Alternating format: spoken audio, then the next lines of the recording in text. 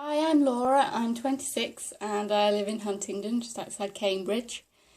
The reason for this video is basically just to explain a little bit more about who I am, what I do and why I do it, basically.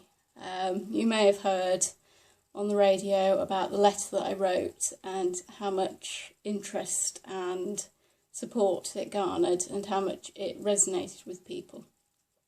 But my campaign goes a long way beyond just that letter.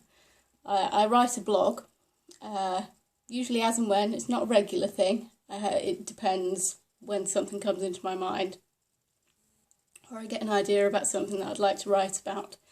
Then I will just go and sit down and write it and publish it. But it's all based on mental health problems and what life is like living with mental illness. I do have a lot of personal experience with this. I've had 19 out of 26 years now living with anxiety and emetophobia, which is the fear of feeling or being sick, and also seeing or hearing or being around others who feel or are sick. I was ignored for about 7 years. The first 7 years of my troubles by all the medical professionals. My parents knew something wasn't right, but medical professionals fobbed me off, and so I just had to struggle on until I had a complete breakdown. And that eventually got my diagnosis and some support. It was certainly a turning point to get that recognition from the medical profession, and it was as much relief for my parents as it was for me. And that's the reason I'm passionate about raising awareness of mental illness, because I struggled and suffered on my own for so long as a child, and I wasn't listened to because I was a child. And that people didn't believe, people wouldn't credit me with the intelligence that I actually knew something was wrong with me. And they wouldn't credit my parents with their own instincts, their own knowledge of their own child. And that has to change. I don't want anyone else to go through what I went through. So that's why I do as much as I can to raise awareness and to change the perceptions around mental illness and mental health issues. Now, this isn't actually the video I was going to film for Heart. This is about 2 weeks late, for which I apologise. But as soon as I agreed to do a daily video diary, where in the morning I would film just a short clip about how I was feeling, what the plans were for the day, and then the next day I would revisit what my original plans had been, say how they went, and again put forward my plans for that day, and so on, just for a week. And I also suggested that my partner film me when we go out places due to my anxiety and emetophobia. I also have agoraphobia, which is kind of fear of having a panic attack away from a so-called safe place. My safe place is home, as it is for a lot of people. Now that plan didn't come to fruition. I had a severe bout of self-consciousness and I had no idea what to say, and I just buried my head in the sand, which is why that didn't come about at all. What I ended up doing was emailing the lovely lady who came to interview me originally, and suggested that I did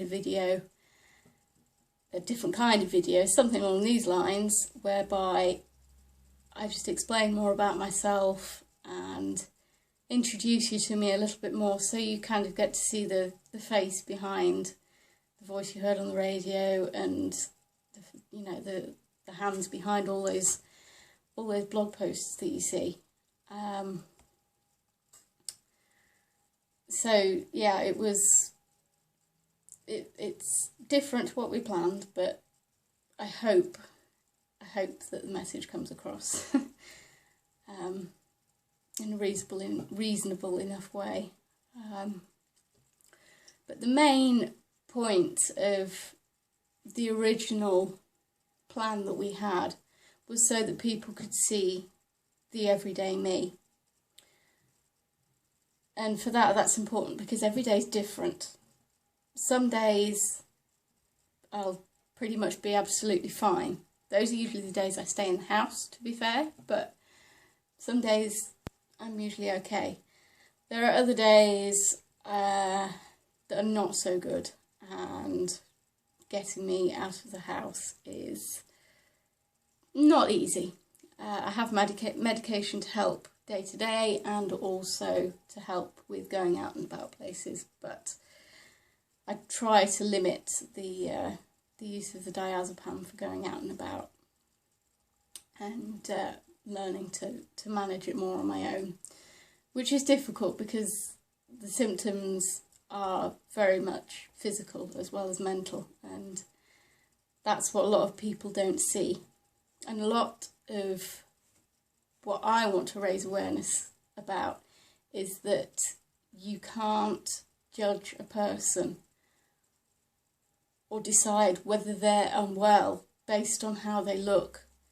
To see me walking around town on a weekend, hand in hand with my fiance, walking in shops, smiling, laughing, enjoying myself, nobody would know that I had agoraphobia, and nobody would know what it took for me to get to that point. Usually, if I'm at that stage of enjoying myself that much while I'm out and about, it's usually because I've had to take medication to get to that point. The reality is, before I took that medication, I wouldn't have got out of the house. So a lot of it is about not judging people on how they look. And I wrote a specific post with a ton of pictures and just a few words saying, you know, just because you walk past someone in the street who's smiling doesn't mean they're fine. Just because you see someone standing out in the middle of a field doesn't mean they're not agoraphobic. Just because you see someone laughing at something doesn't mean they don't suffer with severe depression.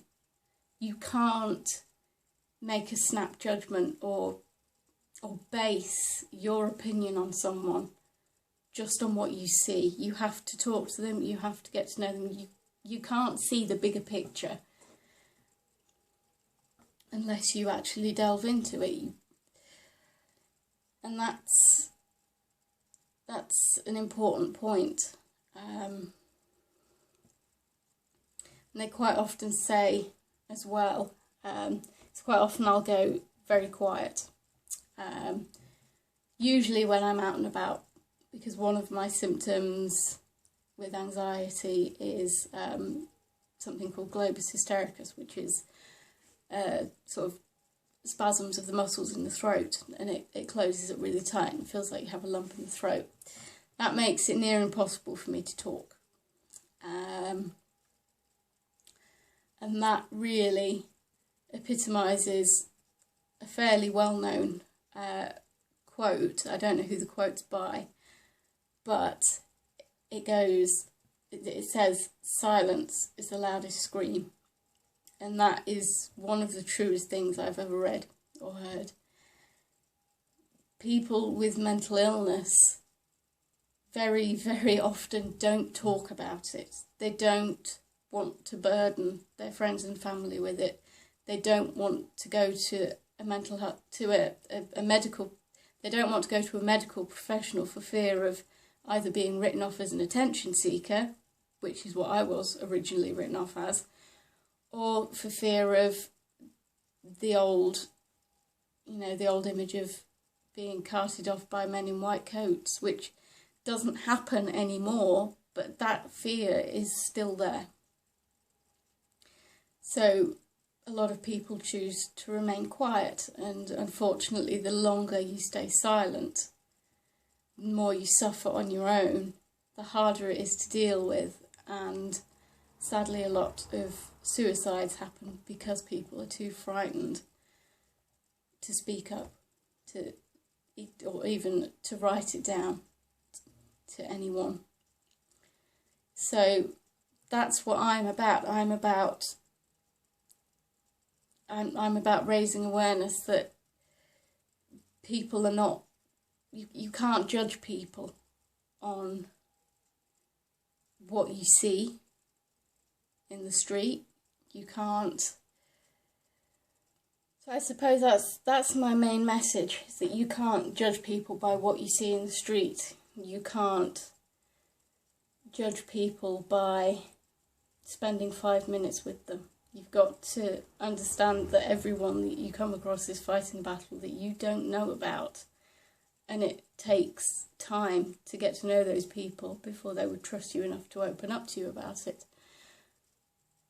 But to be able to be a confidant to anyone, whether it's friend or family, or to even volunteer on a helpline,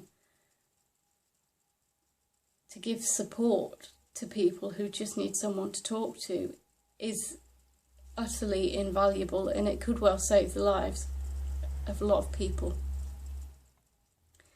And you know, that's something else I'm about as well, is being a voice for those people who are too afraid to use theirs, or who can't use theirs, because quite often it is literally like a brick wall goes up in the mind and you can't get the words out. I can do that. It's taken me a long time, a lot of therapy, medication, and a lot of love and support from a lot of friends and family. But now I'm in a position where, yes, I'm ill with these conditions, I struggle with them, I'm not as well as I could be, but I'm not afraid to speak out about them. I'm not afraid to say, I have anxiety, I have agoraphobia, I have emetophobia, and I do self-harm to cope with them. I'm not afraid of that. There are a lot of people who are afraid to say that. So through my experiences, I hope that I can be a voice for those who want to express how they're feeling but can't. And I hope that the things that I write, the things that I share, do resonate with those people who can't speak out, and it helps reassure them not only that they're not alone, but also helps them to understand themselves a little bit better perhaps, and also for the people who love them and for their medical professionals to understand better as well.